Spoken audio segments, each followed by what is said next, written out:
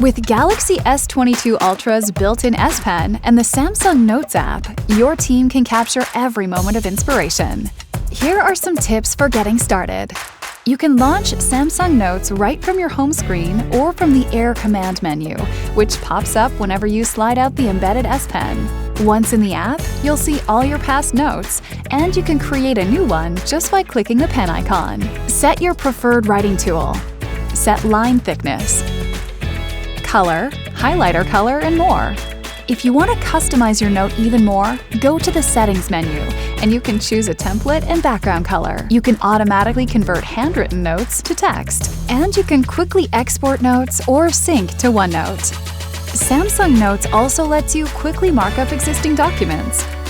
So let's say you get an email with an attached PDF. You can open the PDF, make annotations, highlight a picture, sketch an alternative idea, save it all into a new PDF, and share it. You can keep your team in sync across Galaxy phones, tablets, and notebook PCs.